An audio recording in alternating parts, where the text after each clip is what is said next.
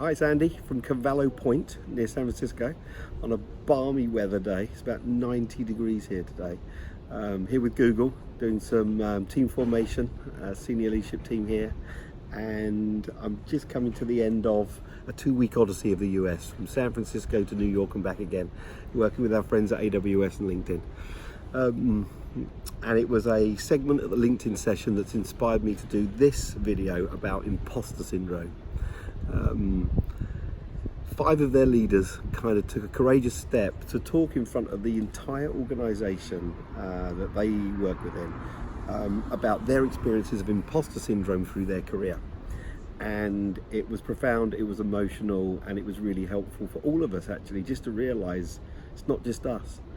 It turns out statistically that 70% of people admit to experiencing imposter syndrome. I've worked with about 6,000 people. I think the percentage is much higher than that actually. Most people I've met at some point during their career have experienced imposter syndrome. And this session at LinkedIn inspired me to think about my career, and there's been lots of occasions, but one particularly stood out. You know, when I started as an executive coach, it was my first day. A week before, I'd been leading a team in part of an organization that sold computers. And I've been there for 15 years, in the industry for 20. You know, it wasn't really that interesting. It was fun, we made some money, but we weren't really changing the world. And I was now stood with 20 of the children of gold of a defense organization, the people that were going to go on to be the executives and run the company in the future. And our responsibility was to coach these people. I was terrified, absolutely terrified. I literally wanted to run outside, get in the car, drive home 5 hours back from the Lake District. You know, I grew up in a working class neighborhood, had a very average education, and went into sales. The people I was with one of them had had his finger on the nuclear arsenal of the UK. Another one had captained 2 submarines. There were rocket scientists. Most of them had multiple PhDs. And I'm like, what the hell can I do to help these people? And it was awful. But quickly, fortunately, I realized that although they had lots of IQ, they didn't have much emotional intelligence. They didn't have much EQ. And it turns out I've got lots. And suddenly I could see the value that I could add to them, you know. And it took time, but it started to wear off. I'll never forget it. What is imposter syndrome? It's a feeling, people say they feel like a fraud. They feel like they're not worthy.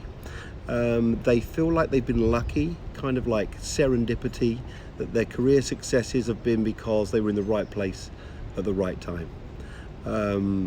Often people that are prone to it are people with kind of low self-esteem, people that lack confidence or belief in themselves, people that have become perfectionists. And it often comes from our parents, right? It becomes from the way we were nurtured. Parents that were like overly negative. You're not good enough, B's not enough, you need an A, you need an A+ on everything that you do.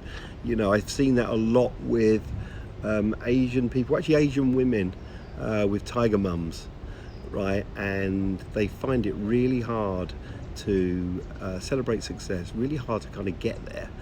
Also people were told that they were perfect, that everything they did was wonderful, and suddenly they feel like they have to live up to that. And they're not always perfect, and they see that in themselves, but they feel like they still need to live up to it. They often become control freaks, right? Because they want everything to be perfect, and they want to get onto the next mountain. If you feel this at any point, you're not alone, right? I could almost guarantee to you that if you start talking to somebody about imposter syndrome and your experience, you're going to be talking to somebody that's experienced it themselves. They're going to suddenly tell you their story of an imposter syndrome. And I think that's the opportunity, right? Some of you who feel like a fraud, who feel like you're going to get found out, you often turn to hard work. You become superheroes. You work 12 hours a day, 18 hours a day. You try to compensate for that insecurity by just working really hard, and everyone tells you you're a really hard worker. I've met a lot of expert folk. You know, I do a lot of work with companies that have a lot of engineering folk and technical folk, and they're an expert in something, but they never really believe that they are. They always believe that they've got to be as good as the very best person, and there's always more to learn, and they don't know enough. And even though everybody else thinks they're incredible, they don't believe it because they haven't read the latest white paper. And I feel like the way that imposter syndrome impacts people is when they're going through it, they take a lot less risk. They're less courageous. They've kind of got less confidence and swagger. They often measure themselves on the outside. What do other people think? What are other people going to say? You know, I've got a great friend of mine whose father died a couple of years ago, and he's still doing things to impress his dad. He's still going too far or holding on to his ego because he wants to impress his dad. You know, so I'd ask you all to think about starting to measure yourselves on the inside, not on the outside. Start to just talk about it. If you talk about imposter syndrome, it just starts to normalize it, and it becomes less of a big thing because you start to hear other people's stories. Surround yourself with people and a structure for feedback, authentic, specific feedback that can show you what you're doing is good. People with imposter syndrome push it away. You know, over the last 2 weeks, I can't tell you how many people I've given positive feedback and they kind of cringed and got hot and sweaty and told me that I'm wrong and they're not that good. Start to let it in. Start to feel the oxytocin, you know. Start to read your own copy, right? Start to look at what people write about you and what people say about you, you know, and just allow yourself to be a work in progress, right? You don't have to be the finished article. And you know, we want to see you celebrate. When I give you feedback about something you're doing well, I want to see you smile, and I just want to see you enjoy it. It's for me, so don't be so self-centered. Okay, so listen, I'm interested on your stories of imposter syndrome. Love feedback on what you thought of this video.